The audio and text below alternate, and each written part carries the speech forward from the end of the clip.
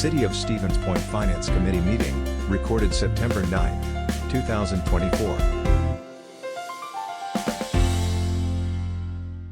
All right, we'll call a meeting of Finance Committee to order at 7:16. Corey, can you take the roll, I can, please? yes. Broderick. Here. Christensen. Here. Keemer. Here. Morrow. Here. Shuda. Here. 5 present. Okay, thank you. First item on our agenda this evening is the presentation of the 2025 capital budget. So before we get started, Mr. Chairman, I talked with Corey. We got the presentation here. I just wanted to give a little bit of background because the process isn't always clear, and I know we've got a couple of newer alderpersons as well, so we want to make sure we get a little bit of history here. And sorry, I'm talking slow on purpose because I'm trying to share this. That's not it.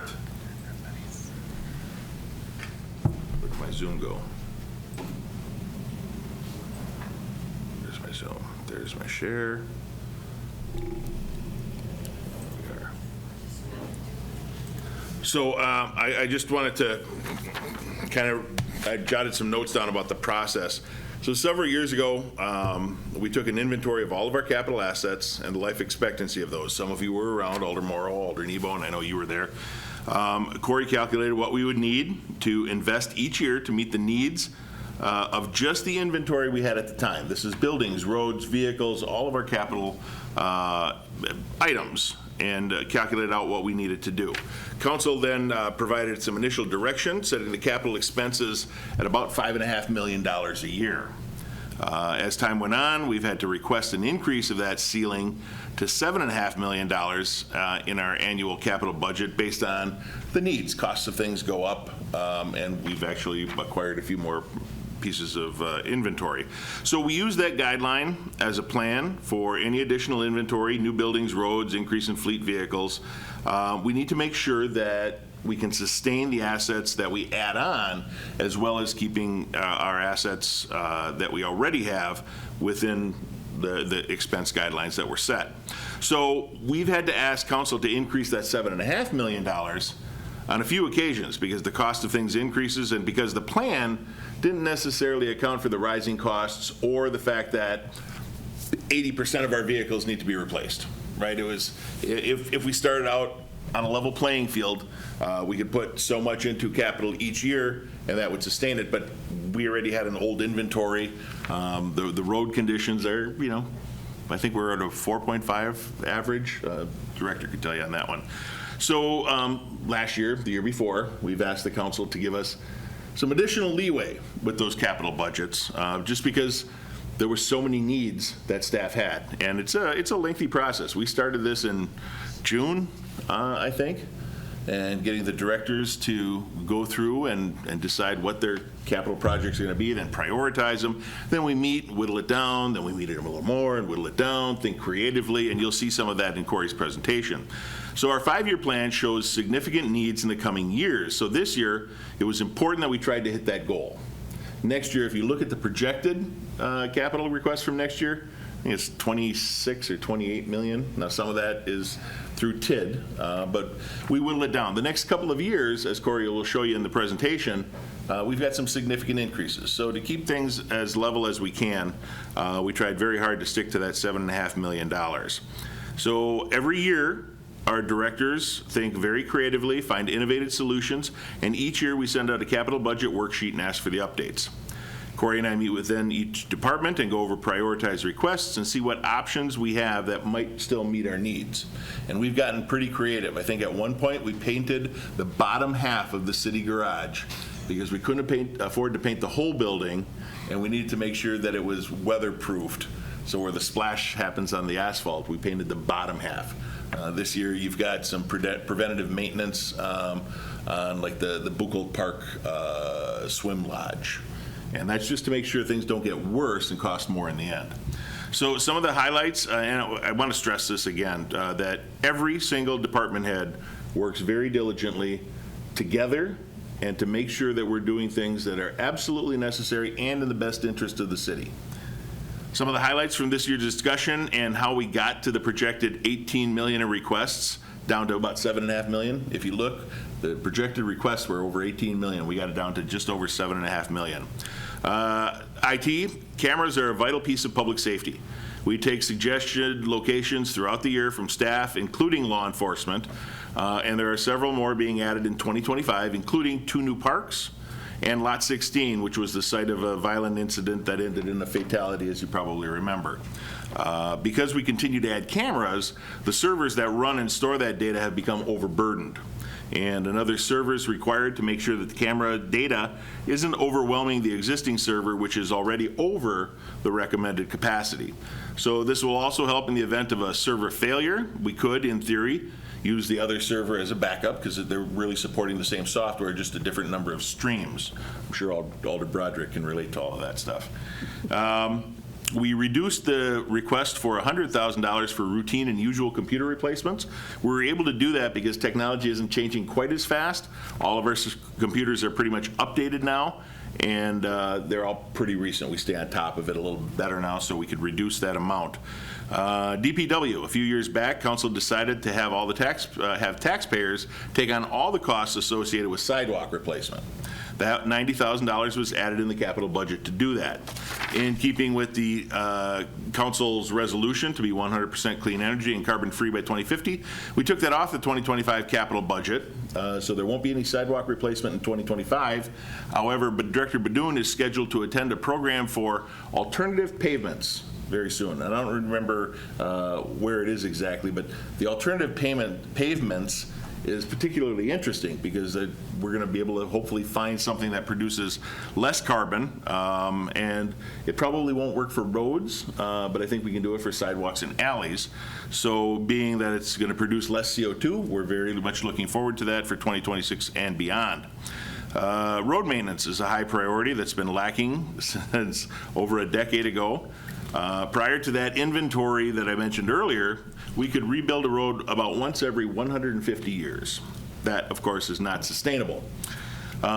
We kept the priority of the annual surface improvements like sealing and crack filling, and have a total investment out of that $7.5 million. About $5 million is set for road repair and replacement, and just regular maintenance. That doesn't include the traffic signal maintenance. Traffic signal maintenance is occurring annually. That's retiming, control boxes that go out, those sorts of things. We are adding 2 more signalized intersections at Hoover and Coy. At Hoover and Coy and Industrial Park Drive. That is kind of by Fire Station 2 and where the new Ameta Center is, because when we did the traffic study a few years ago, the traffic data didn't warrant a signalized intersection, but we knew it was coming, so we put the conduit basically under the road, so we don't have to tear the road up to put those in. But with the new Ameta Center, Steel King's got its headquarters out there now, Gamber Johnson's expanding, and there's some other development, we're going to have an increased traffic count. Those are going to be funded by TID, so that's not, while it's part of capital, it's not going to be part of our presentation that $7.5 million. Fleet is always a larger expense too. We need to make sure that we have the vehicles and equipment to do the job. So working with our superintendent and fleet manager, they gave us an idea of repair costs and other needs to make sure that the fleet is as efficient and useful as possible. I'll give you an example that is near and dear to my heart and saddens me every year. We've been looking at a leaf vacuum for several years. Plover has one. They rake their leaves to the curb, and a vacuum machine comes, sucks them up, composts them, and we're good. We can't do that. It's one use, and it's only used for a couple weeks out of every year. $200,000, it just never makes the cut. Our new paver, which was purchased in 2024, is working great. It's a smaller paver. We do about 6 feet of width at a time, but it's attached to a skid steer, and we get to do more of those paving projects, smaller paving projects in-house. Great. The skid steer we own, however, is older and it's wheeled and not quite big enough to handle the paver comfortably. So we've added a tracked, properly sized skid steer that will not only handle the paver, but allow us to do even more work in-house. The switchable truck bed will allow us to better utilize our truck fleet to allow us to use the bed for multiple purposes. It basically will take the salt spreader off and put something else on. Having that flexibility reduces the number of pieces of equipment we have to use. And the tractor backhoe replacement is recommended because our old one is costing more and more to repair to keep it running, and when it's in for repairs, it can't be on the road using it for projects. I think it was just over the $14,000 we spent on it last year, just making repairs. So we're getting asking for a new one of those. Parks, the only real pressing issue is the roof at Gerke. It's leaking. And then, of course, some DNR required remediation in Piffner Park. Community Stadium is an old facility, and the roof is leaking in spots that will cause further damage if not addressed. The remediation at Piffner Park involved capping some decades-old soil issues and is mandated by the DNR. Police and fire, we're adding a few more hybrid vehicles to replace some of the older gasoline-based squads, again, keeping in line with that resolution that we've had a couple of vehicles in the fleet now that are hybrids. This process will continue until all of the squads are replaced. The big item for emergency services is going to be the communication equipment. The initial request was, I think it was right around $1 million for radios. And that seems like an awful lot, but there are about 100 radios plus the vehicle radios that are in place there too. So the units that we are using right now are so old, the manufacturer doesn't even support them anymore. And our staff, like our officers, are taking apart radios that don't work and scavenging the parts to make their radios work. That's how old it is and how non-functioning it is. As you can imagine, that's really not possible anymore. We're asking to replace all 52 handheld radios in the police department and phasing in the fire department over the next few years, starting, of course, next year. The radios include handheld and vehicle-based units. The newer models will also get rid of our problems with dead spots or poor reception, which, of course, you can imagine is pretty critical when it comes to emergencies. So that gives you an idea of the process and the logic that we have to go through with all of the departments working together to find those creative solutions, trying to make sure that the piece of equipment that we're getting isn't just a one use and that we're really getting the biggest bang for the buck. So with that, Corey, I will start your program here and we can share. Okay. I think we are sharing. Where is this?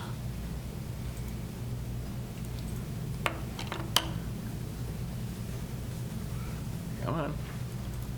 These PowerPoints are always kind of a pain. Here we go. I think we're right. Okay, so if you want to go ahead and advance to the next slide. So first of all, I want to just review where we are in the process. So September Finance, this is just the initial presentation. Chance to ask any initial questions that you have, express any initial concerns.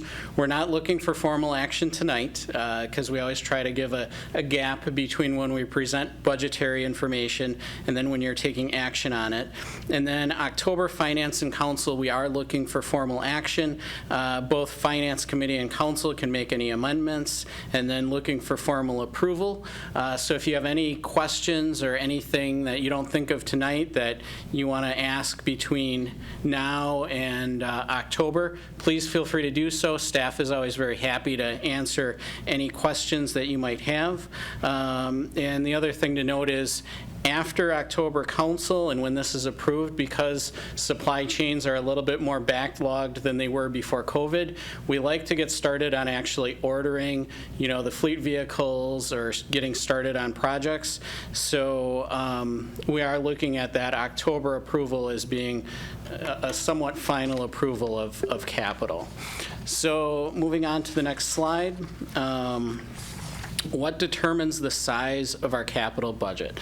Basically, what we try to do is take the amount of debt principal that we are repaying, so that makes room for new borrowing, and we try to tie the new borrowing to what we're actually repaying in principal so that our total amount of debt does not increase. That's at least our goal. And then plus the amount of fund balance or savings that we're utilizing. The goal is to keep fund balance stable, and fund balance comes from either expenditures that come in under budget or revenues that come in over over what the budgeted expectations were. And then sometimes we have other sources of funding, especially in 2022 and 2023. We had a really big boost from the ARPA stimulus funding from the federal government that we were able to use for capital. And also we had TIF repayments as far as TIF districts repaying the general fund that were another big boost to capital. Unfortunately, those things kind of went away starting in 2024. So that was a hit to the size of our overall capital budget. And the goal, of course, as always, is financial stability, which is somewhat difficult because we're kind of always walking this balance between the sustainability in terms of the amount of money that we're borrowing, but also the sustainability in terms of how we are managing our fleet, our roads, our facilities, our assets. And that's always a tight balance to try to kind of get, because right now, our capital budget size is not big enough to do everything that we need to do just to maintain our current assets, which is why over time we're phasing in a little bit of a higher levy so that we have a larger capital budget that more adequately meets the needs of the city.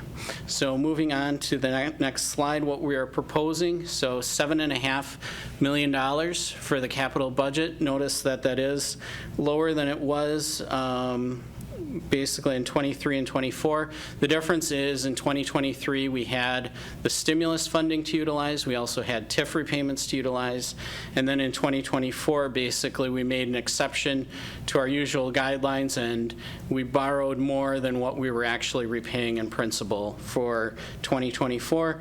It's something that we had to do to get through the 2024 budget, but again, you know, it's not ideal. So moving on to the next slide. So the sources of funding in this capital budget, we're looking at $6.8 million in borrowing and $700,000 in the use of fund balance for a total of $7.5 million. And then we can keep going to the next slide. So fund balance usage in the capital budget. And again, this is the money that's left over from previous budgets. And you can see we are utilizing less than we did last year. One thing to note about that number from last year, we had initially budgeted almost $1.5 million in fund balance. After we got the results of our audit back, we found out that that was a little too aggressive, a little too optimistic on what our financial results actually were. So we did have to dial that back to a little bit over $900,000. So I know that looks like that was a really high amount for 2024. And it was as far as what was originally budgeted, but we didn't actually end up putting that much into capital. And then the difference, as you might remember, is we had some unspent capital project funds from capital projects that came in under budget, so that's how we were able to manage that difference. But in general, you know, the amount of fund balance that we have for capital, it is a challenge because budgets are tight. So as budgets are tighter and as we're not able to really give departments increases in their budgets, and we're always asking for a 0% increase in your discretionary line items in your operating budget, over time, they're kind of eating into that flexibility or that cushion that they might have otherwise had. So whereas in the past, you know, things went really well as far as departments not spending their whole budget, you're starting to see that turn a little bit where departments need to spend more of their budget to do what they need to do throughout the year. And moving on to the next slide. So capital budget size versus requests. So basically, as you can see here, we see that the 2025 number is a little bit lower than it was for 2024 and 2023. You also see kind of how we did to balance the capital budget. So you can see that we started out with about $13.5 million in requests. We were able to cut that down to $7.5 million. And so we cut about $6 million out of the capital budget, which is significant. Definitely, I would say we've had other years that are like that where we're cutting almost half, but definitely that's a tough year for capital. And you can kind of see the impact then on the future years, where, for instance, for 2026, a lot of projects got pushed back to 2026. And as a result, you see a nearly $3 million increase in what's slated for 2026, increasing from $14.5 million to about $17.5 million. So certainly that's a concern, especially since, you know, if we're going to stick to a capital budget of around $7.5 to $8 million, we're going to have another really tough year in 2026. And unfortunately, that's sometimes what you have with limited capital budget funding, is you kind of start to grow a backlog as you keep pushing things out and pushing things out. Moving on to the next slide, this just kind of graphs over that information so you can see kind of the reduction for 2025. The purple line is our target, so you can see that the adjustments that we made did push up. The green bars are the new numbers that we have slated for each year, and you can see that you know, that purple line is kind of almost cutting in half what the amount of the requests. So basically, we have nearly double the requests in terms of what we have funding for. So definitely, I mean, I hate to be the bearer of bad news, but we're definitely looking at, you know, not just a difficult capital budget this year, but continued difficulty in capital budgets over the next 5 years, just based on what we have slated and what we have available. And the other thing that I did with preparing that graph is I did net out some of the TIF-funded projects, so that helped a little bit. So that, you know, 2026 doesn't show $28 million. Thought that was a more accurate way to show it, but we're still way over. And just so you know, that's funding it's non-TIF. It's funding that we have to come up with, you know, either borrowing or fund balance, or reduce that down, kind of like we had to do this year. Okay, so reading the capital sheet, the only thing I want to really note about the capital sheet is that we really try to provide as much information as possible so that you can really follow our work. So we have what each department requested, how they prioritized it, because we have them prioritize, you know, one being the most important on down to however many capital projects that they have. So you can follow all that as far as the information that we received on the departmental priorities.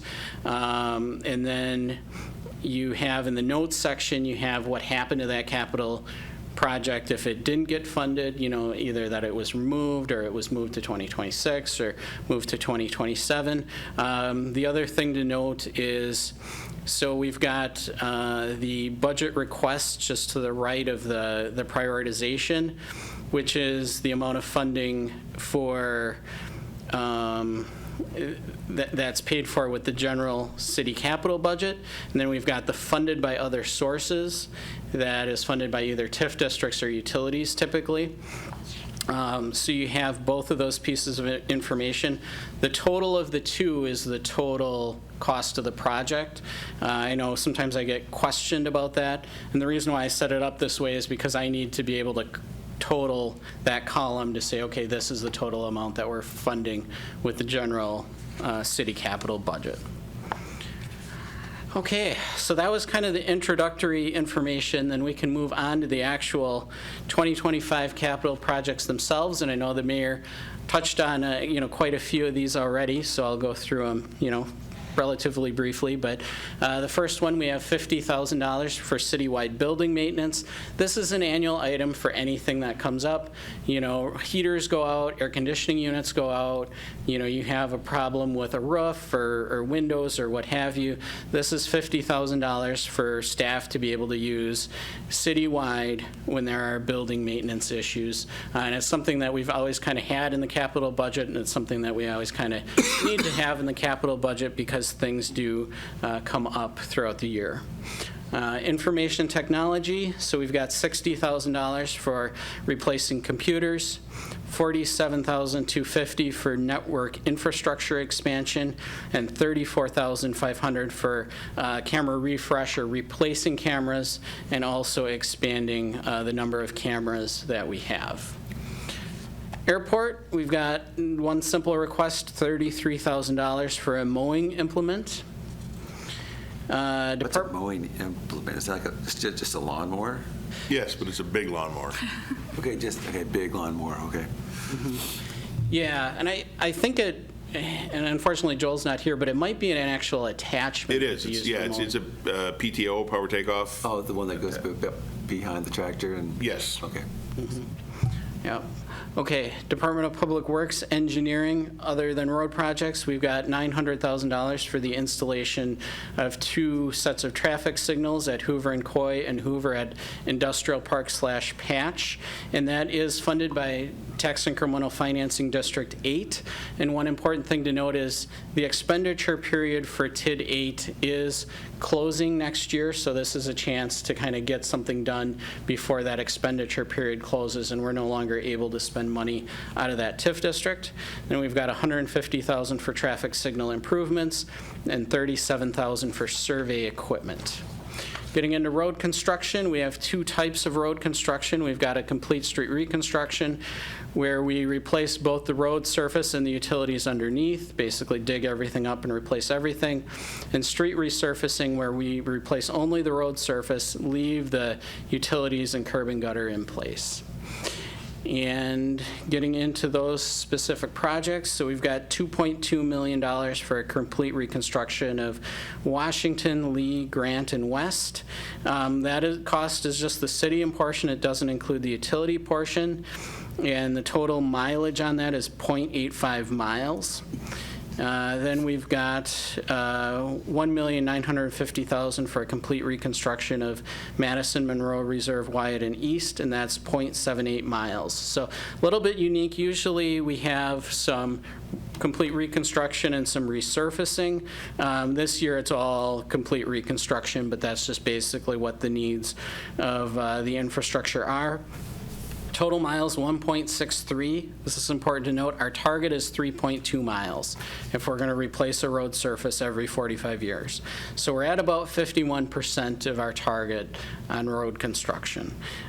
So, you know, and part of that is just that costs have really risen in the construction world. So even as we're putting more money into road construction, really difficult to keep up with our target.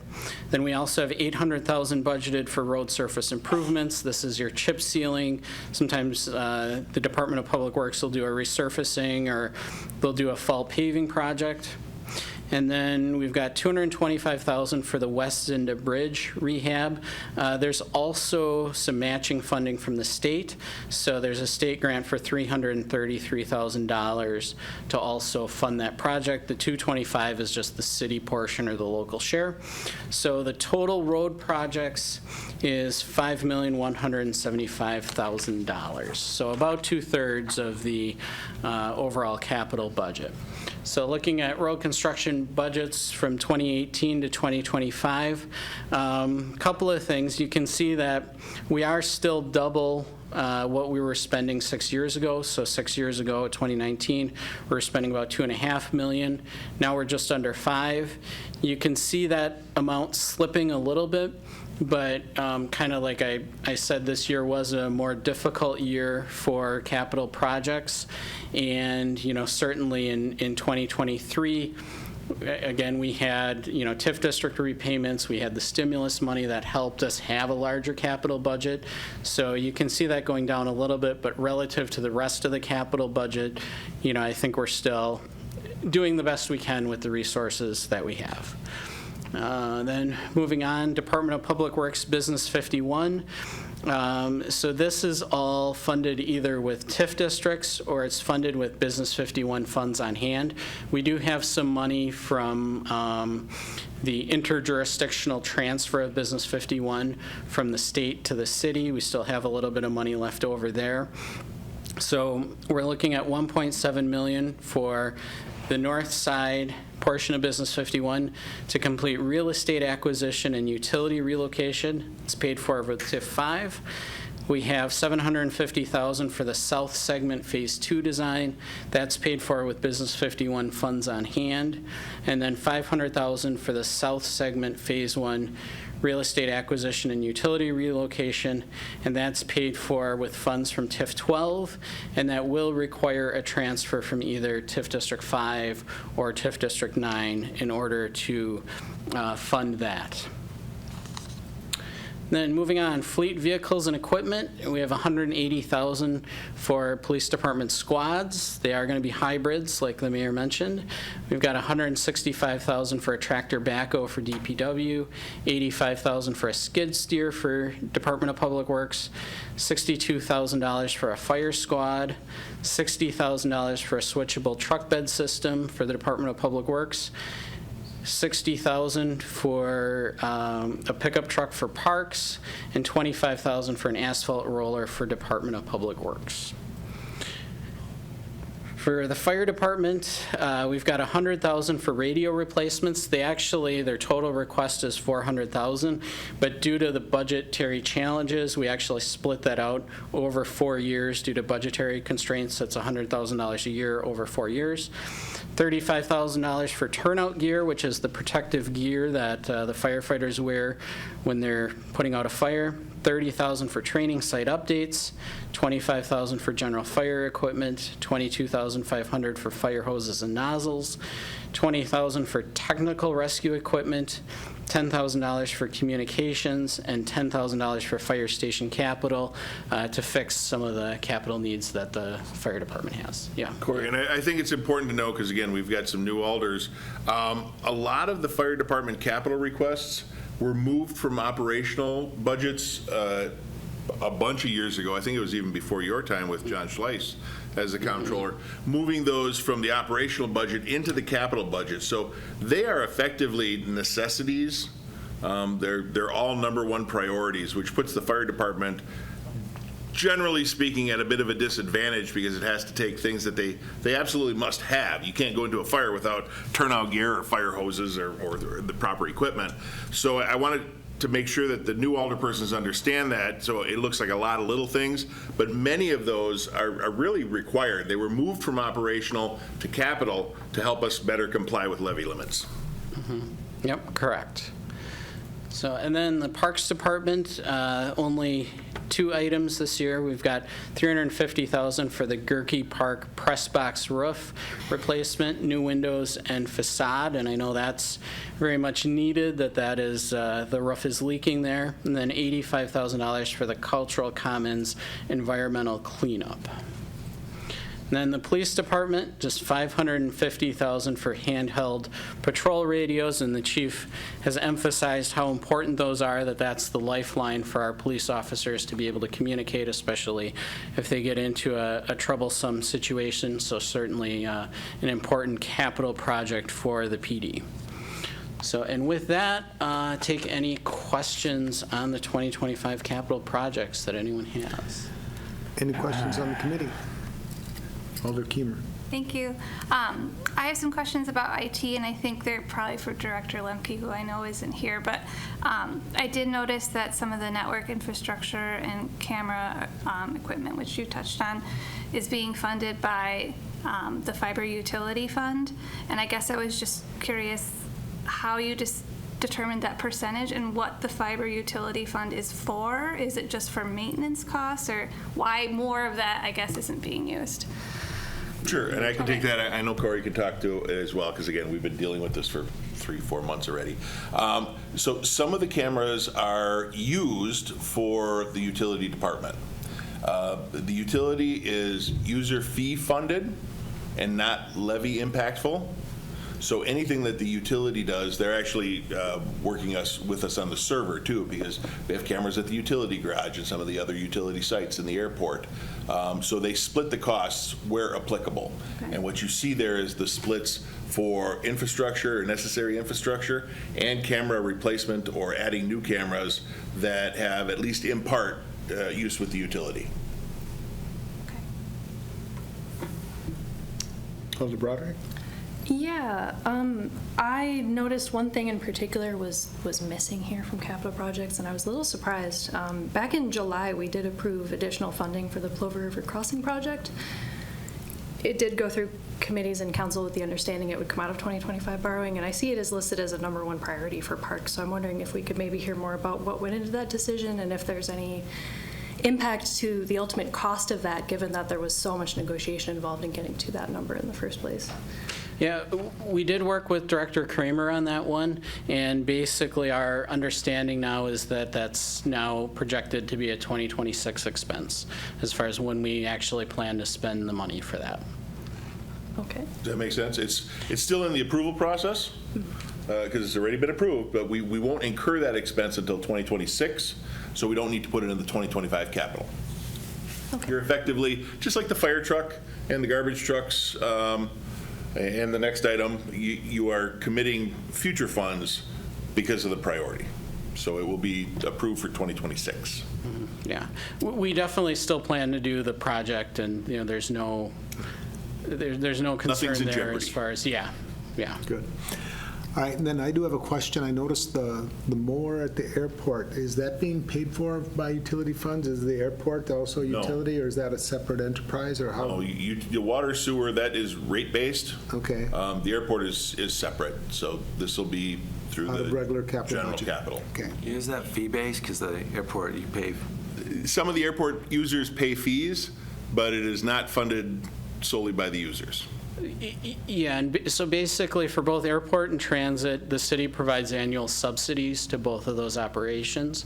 So they're not able to sustain themselves on their own. So basically what we've done is we've typically, the city has just paid for those capital projects for airport and transit. If we didn't do that, then they'd be asking us for a higher subsidy to be able to pay for their capital projects. So we just cover it through the capital budget process. Yeah, it's really, One hand or the other? yes, Yeah. yep. Okay, makes sense. All right, thank you. The departments frequently share equipment, too. True. Which is so good. It's a better if utilization of resources. Parks needs a mower, they share equipment, which is, the right way. Excellent. Any questions, anything else from the committee? Otherwise, any from the public or online?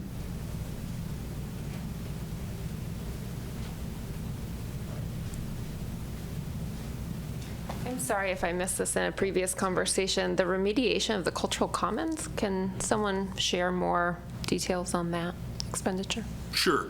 That entire area used to be lumber mills, the trains, and most importantly, the coal gasification plant.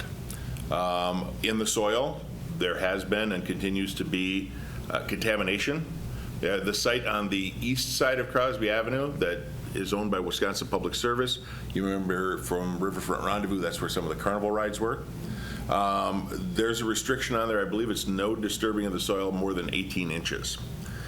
With Cultural Commons, when that was put in, they noticed that there was some possible contamination. So we've been working with the Department of Natural Resources and Stantec to determine the extent of that contamination, how critical it is, and what can be done about it. We've been doing that for probably about 2 years now. We have an approved plan from the DNR to remove some of the topsoil, put down a barrier, and replace some of the topsoil. There's one low spot that we have to fill in, but that plan, I can share that with you, is going to be implemented next year. We just got it approved from the Department of Natural Resources 2 months ago, maybe? But there's nothing toxic. It's completely safe to have your pets on. We just need to make sure that any direct contact with the soil, they do plantings there. That was the biggest concern, is because they're digging in there. We want to make sure that the people who are digging follow the rules. We need gloves, no skin contact, until we get this fixed. You look like you have more questions with that facial expression. No, I'll say them. Okay. Any other questions from the public? All right. Okay. And this is just informational, so there's no approval needed tonight. So, thank you, Corey. That was Director? Yeah. I'm sorry, Mr. Chairman? Yes. I didn't catch this until we were going through it, but since we're redoing Lee Street, Washington Street, and Grant Street, I think that should be fourth known as the general road repairs. Come on. No. Ah, jeez. All right, well, I'm putting it down anyway. All right, that brings us to our action items. Item number 3 on our agenda is the approval of a 2026 capital project funding for the Fire Department Training Center. Chief, could you give us some information as far as the project to take a look at?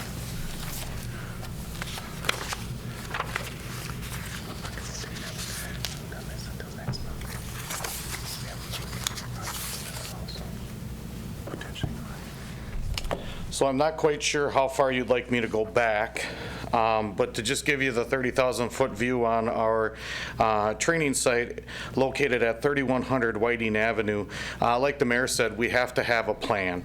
That's the most important part. And with the Stevens Point Fire Department, part of the training site has been in our strategic plan for the last 5 years, and I know will continue to be a part of our next strategic plan that we start next year in 2025. We took over working with DPW in 2018, about 30,000 square foot to start the training site location there. We are currently at about 3 to about 3.5 acres currently located at that 3100 Whiting Avenue site. DPW has been great to work with, and we have really put some time and effort into that location. We currently have 8 burn cells. We have 2 roof props. We have an extrication pad. And as of this last year, we just recently put up a 3-story live burn tower. We have partnered with a lot of different organizations in the community, one of those being Midstate Technical College, who has a 10-year contract with us right now for $250,000. Also, we have a partnership with DCI and ATF, Department of Criminal Investigation, and they host their fire investigation school annually with us up here in Stevens Point. We are continuing to grow that site moving forward into the future. One of those things, though, that has come up through our strategic plan, and one of the things that has really surfaced in the last year or two is the need for a training center. That training center would be twofold. One, it has an apparatus bay floor to house some of our equipment. The alders and other elected officials know that space is a little tight between the 2 stations that we currently house all our apparatuses in. And also, that would allow us to be able to train indoors in the dead of the summer or the dead of the winter, more of a climate-controlled area. It also will be the area for a state-of-the-art classroom. We are currently looking to host additional national programs here in the area. The most recent, school that looked out to us to potentially host here in Wisconsin was a smoke divers program. It's a national certification, and currently in the state of Wisconsin, there is no smoke diver program or course being offered. Stevens Point was one of the 2 finalists for that for the site to be able to host this training. And the only reason we didn't get the go-ahead or the green light is we don't actually have a training center on the training site, a classroom, an apparatus bay floor, places to be able to actually do the classroom portion of it. I work with Chief Cuso very diligently. We work on allowing the firefighters, when they come from all over the state, to use the PD's classroom, but they really want a training classroom and that apparatus bay at that actual site. So this request, moving forward, we have a ground-ready proposal for a $3.1 million facility. This facility's been in the works or has been on the ask for capital for many years, continues to go up in price, and basically reached out to the mayor and Corey through this last process and said, what is the city honestly, or what are we really looking at potentially the city being able to give towards this training center?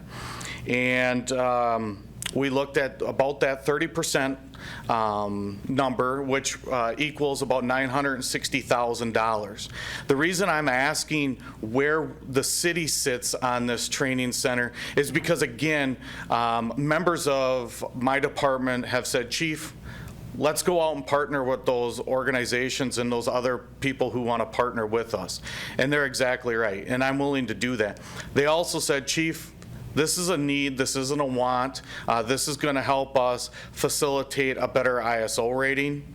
This is going to help us with strategically being able to place our apparatuses in the right parts of the city for faster response times. Chief, this is, and the list goes on and on and on for the reasons we need this training center at our site. And so we facilitated, this conversation.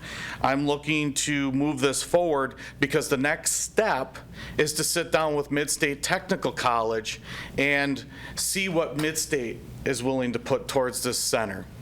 Then the next step after that is to reach out to DCI through the state. And then after that, my department has assured me that they're going to step up and support me in the process of how Midstate got the Ameta Center on the east side of the city. We're going to be looking to do the same with whatever is left to be able to fundraise for this center as well.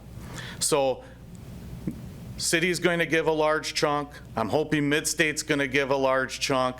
DCI is going to give what they can, and whatever else is still on the table, the department is looking, or I will be going out with a committee to fundraise the rest of the funds for this center.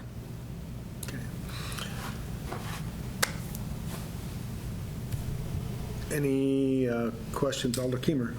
Thank you very much. Chief, I know you've been talking about this training center for many years. Could you just remind me what phase of the project this training center is? And I guess my second or final question would be, assuming Midstate and DCFI contribute, would they have some sort of contractual access to that center? Or, Yes. Okay. So where we are right now is we have a ground ready blueprint for this facility. We are ready to go, groundbreaking at any time. But again, we had to see where the city was first, and then we will be working with our partners and then fundraising from there. That's why we're not looking for this in the 2025 capital. This is going to take some time. We were looking for the commitment in 2026. And second, yes, the Midstate Technical College and DCI both have contracts with the city and the department. Midstate is under a 10-year contract. And then DCI, we do an annual contract with them. And again, DCI's programs have grown from 1-week programs to 2-week programs. They bring all of those additional people in. Midstate's looking to host trainings and other educational classes out there as well. Right now, what they're doing is they're trying to do the classroom either at Midstate downtown or one of the satellite or local fire departments is hosting that, and then they go out and do the practical aspects at the training site. They'd like to be able to do everything right there because it's a lot easier to train on something for an hour, then go out and practice it for an hour, and then come back in and evaluate and learn from that.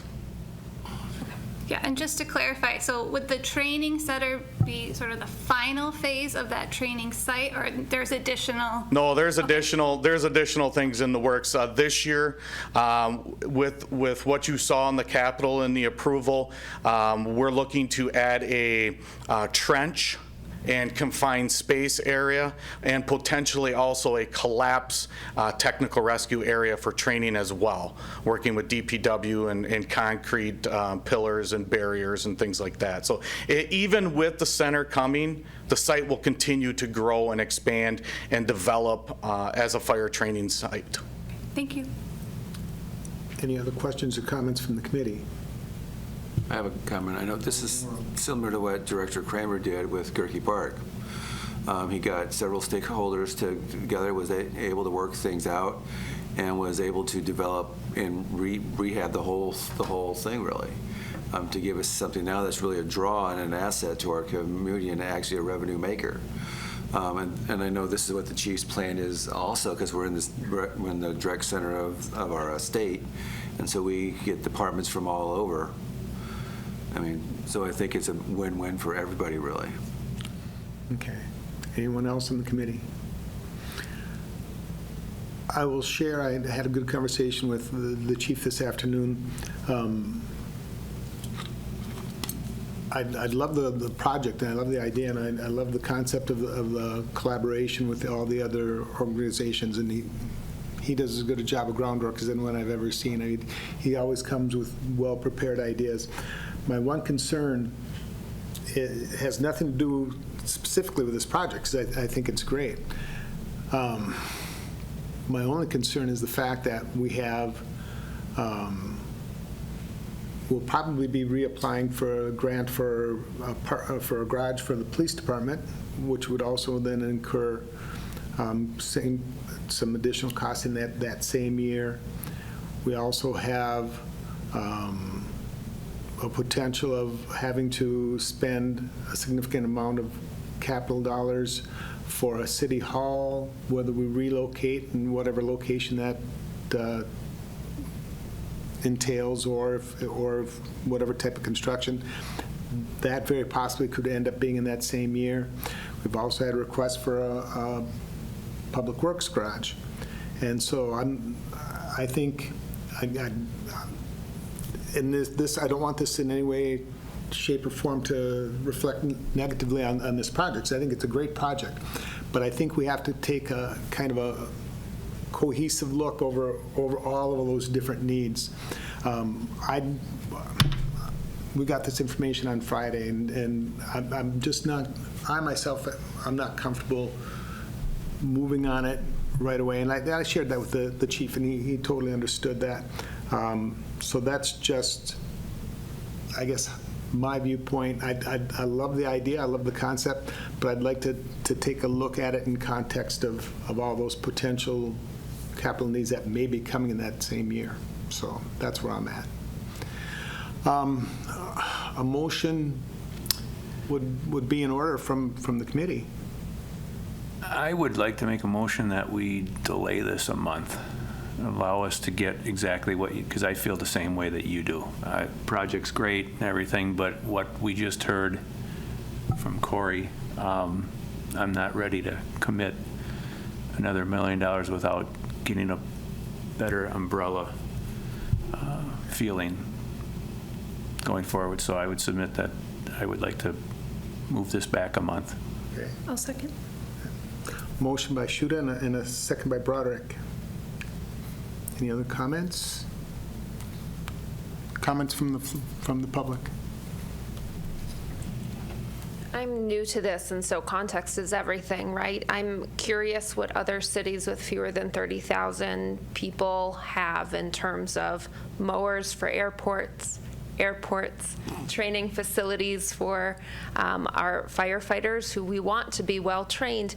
There is some sort of a threshold where we have to outsource and send away for things that we don't have enough revenues to gain from supporting in-house. And so I would welcome some additional context from staff that puts some of these things in perspective about if we were not to move forward with a classroom and other infrastructure at this site, what does that mean in terms of paying to go elsewhere for those things? What does that mean in terms of lost revenue from those other stakeholders in the region? That would help me in making these types of decisions as we think about what to build and sustain Right. over time, and what to rely on paying to send out in terms of maintaining high quality staff and what they need in order to be successful for our municipality. And I think that'd be some of the type of information we would be able to get. Plus, one thing to keep in mind is our contribution right now is slated to be about 30% of the cost of the project. So, I mean, that's, I think, also very attractive when you take a look at that cost benefits analysis. Mary Kneebone, District 7, Alder.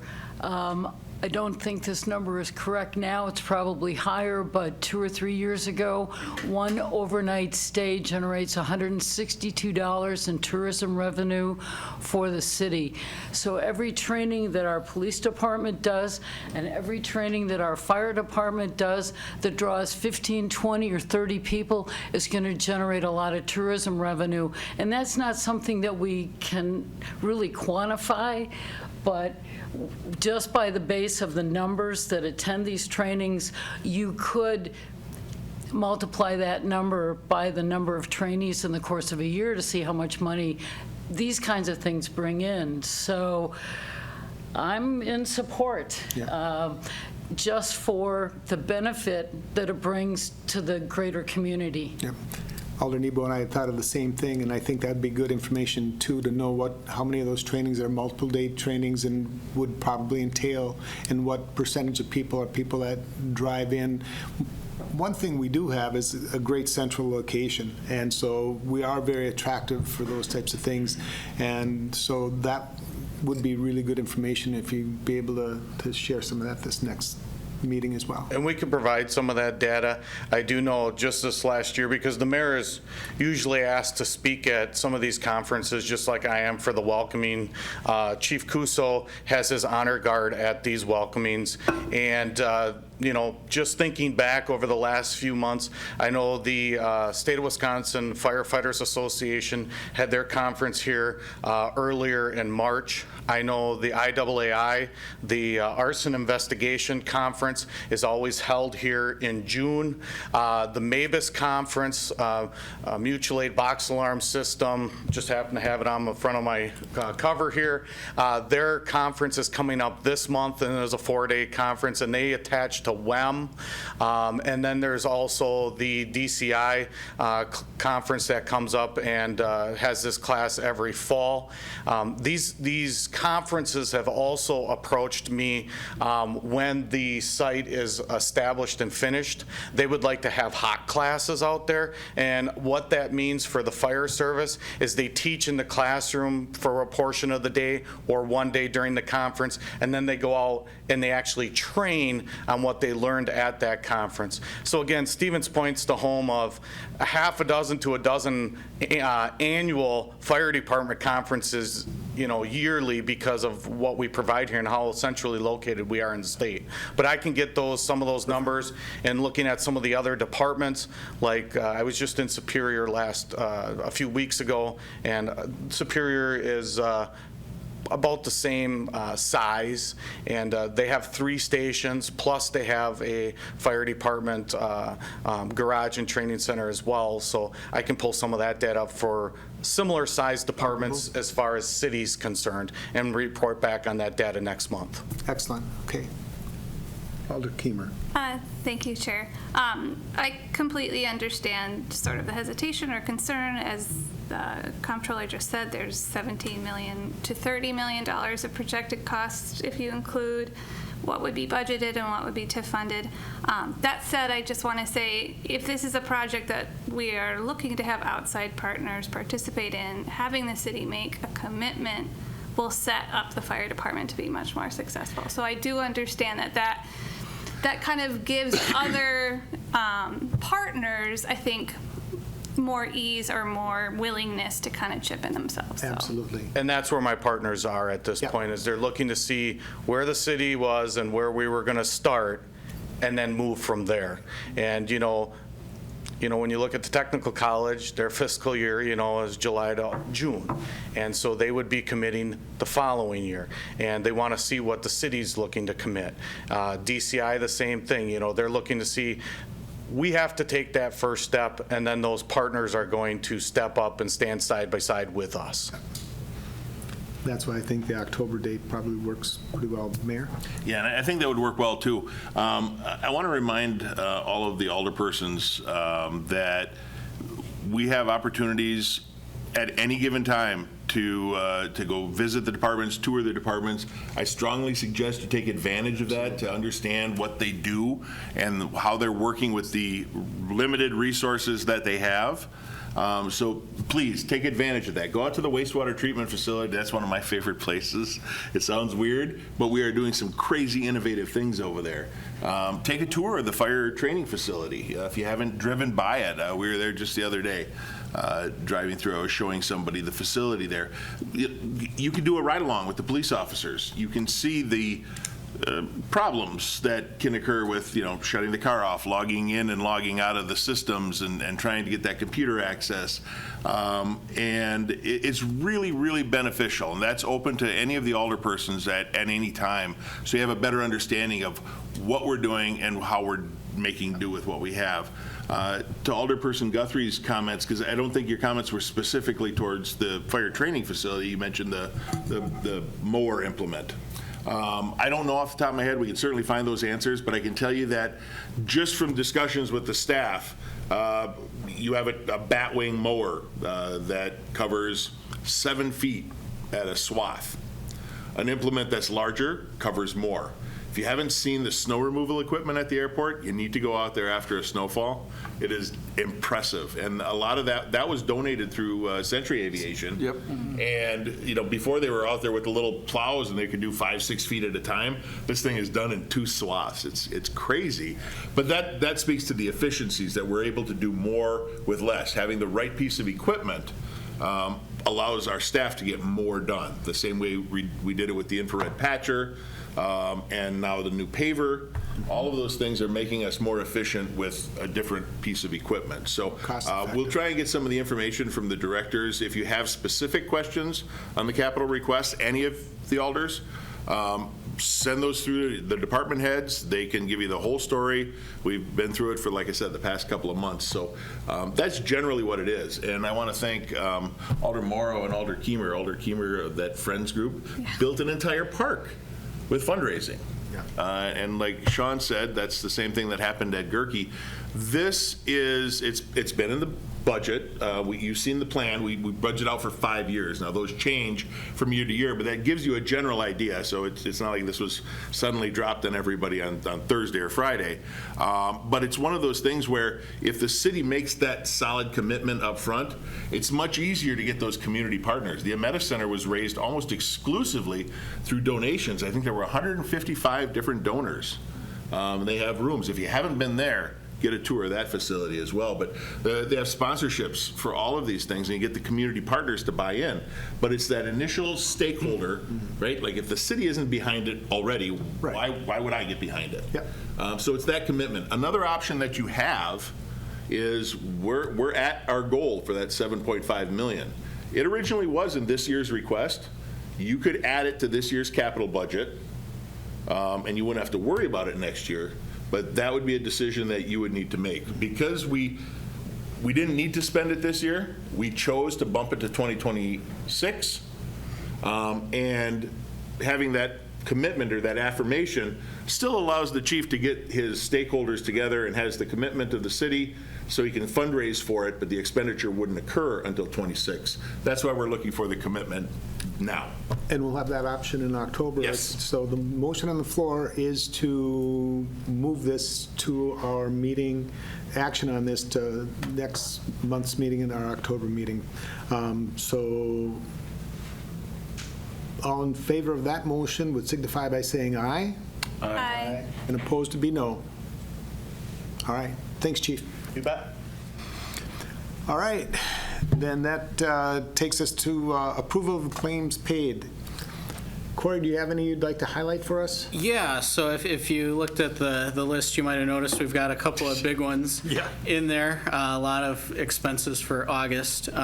We had our tax settlement payments, which were quite large, and that is we collect taxes for all the different taxing jurisdictions, the school district, the tech college, the county, and then we forward those payments on during the settlement dates. So you'll see some large checks there.